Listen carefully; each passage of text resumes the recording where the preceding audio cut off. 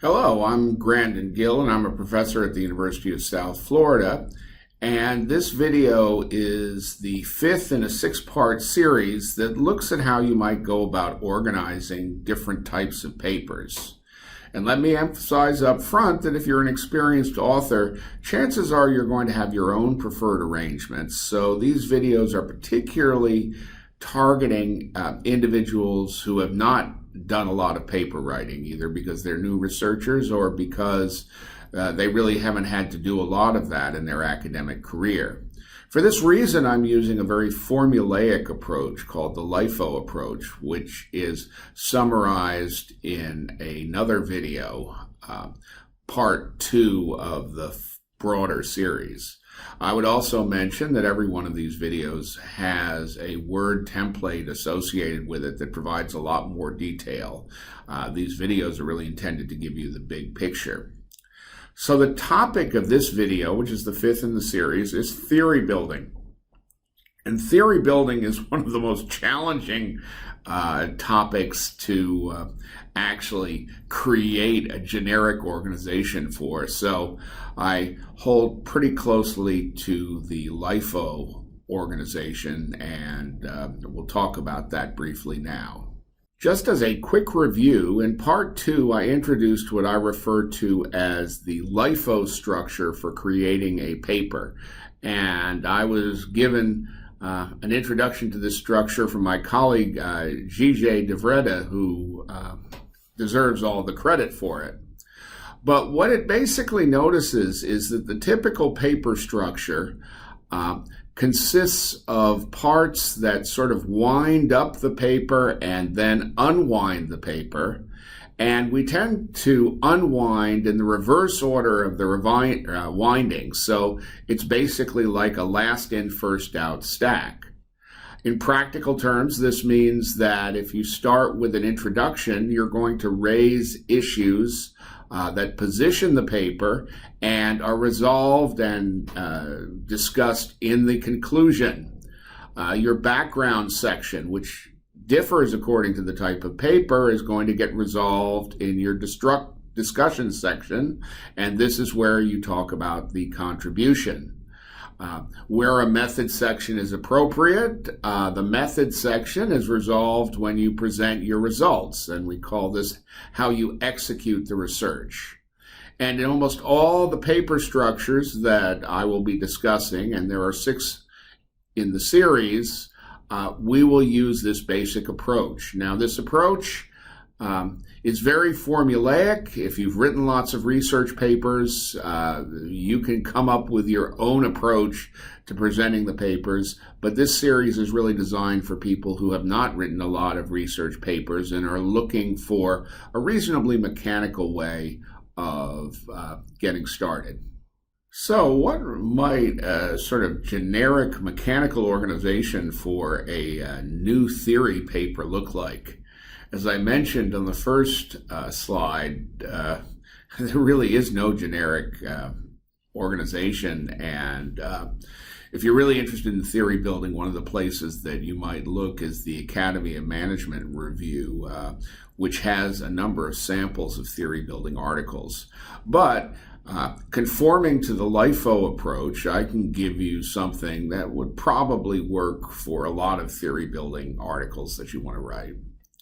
First off, as is consistent with the LIFO, you are going to sort of set the stage for the paper in the introduction, and the issues they raise in the introduction should get pulled out in the conclusions. So once again, the LIFO introduces things in one section and then closes them out sort of in the opposite order that they were raised. Now, for a new theory paper, your background sections will present the problem context, and the problem context is likely to be resolved when we talk about implications for stakeholders. What you're trying to convey there is that it's an important problem and identify who it's an important problem for. Now, the literature review in theory building paper is likely to be pretty important because you will need to demonstrate why there is a need for new theory, and you also have to demonstrate that you're really familiar with what's out there, and you aren't simply reinventing the wheel. And so what I recommend in your literature review section is you identify the protocol, and the protocol deals with how you conducted the search, how you chose the articles you did, what process was used for summarizing them. And the second video in this series actually takes a more detailed looks at literature reviews, so you can look at that. That's video is designed for standalone literature review papers, but some of the rules would also apply to a literature review embedded in a paper. You're then going to want to summarize the literature, and particularly emphasizing why it is that the existing literature is inadequate for what it is that you're looking for. And there are a couple of ways you can do this. You can use a tabular organization, which is what I tend to prefer, or you can use a narrative organization, hopefully dividing it into sections so that the reader is just not overwhelmed by one thing after another. One thing I always like to mention when talking about literature reviews is there are two issues that frequently come up in literature reviews that you want to avoid. The first is what my colleague G.J. DeVretta refers to as the sunk cost problem, which is to say you've read an article, you've downloaded it, you want to include it in your review, even if it doesn't have any value, somehow thinking that the reviewers are going to be impressed that you have 100 references as opposed to 30 relevant references. Well, that's never going to work. So we recommend, focusing on the literature that you thought was important. Again, part of that is its fit with the topic, and part of that is its currency. A lot of people like to see very current literature referenced, and some of it probably deals with the outlet because reviewers can be very snobbish about where things are published. I probably worry much less about outlets than many reviewers, but you have to get used to the fact that different reviewers are going to like different things. In fact, some reviewers will demand that you use a tabular organization. I tend to do that, whereas other reviewers will demand you use a narrative organization. So it's a little bit confusing when you get both comments back. But welcome to the world of peer review.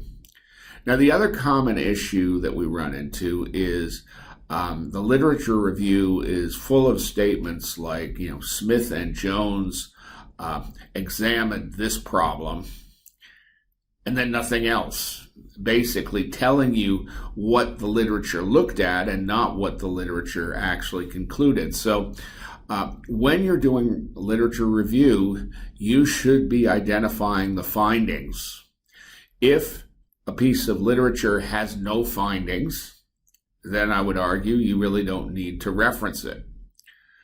The only exception might be is if it explicitly says we don't have anything to report, in which case you might make an argument as to why theory is needed there. Now, once you have done the literature review, which is going to be wrapped up when you talk about the broader implications for your theory in the context of prior theory, you're going to need to think about the method. Now, in some cases, the method that you're going to be using is based upon some reasoning systems such as logic or mathematics. In that case, you're probably not going to have much in the way of a methods section. You might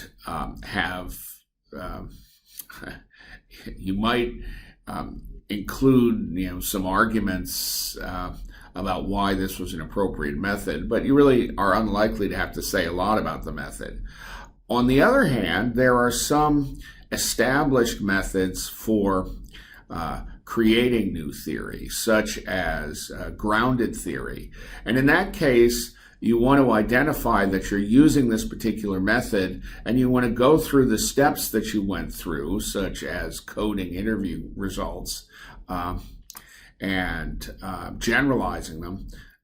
so that the reader knows that you were systematically applying an existing approved research method. And that is something that will be important because reviewers will tend to be suspicious of introductions to new theory.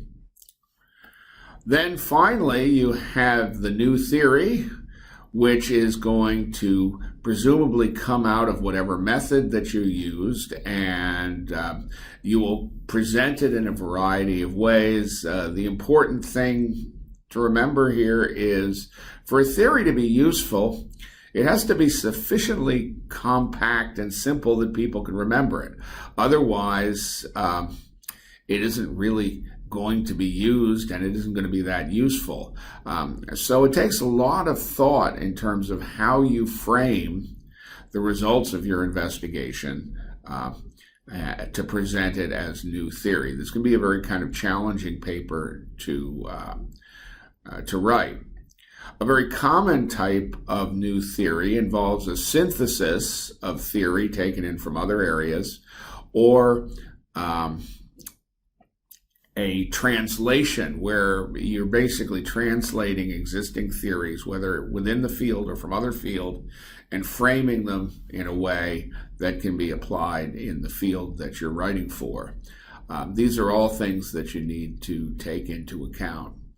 But if you apply this organization to your new theory piece, then at least the reviewers will sort of recognize the structure, which is one of the most important things that you do when you're creating articles, because if reviewers can't recognize the structure, they will find reasons to criticize it. Well, thank you for listening, and feel free to look at the other 5 videos in this series. If you have any questions, feel free to email me. My email address is Grandon, that's Grandon, at usf.edu. Once again, Grandon at usf.edu. Thank you very much for watching.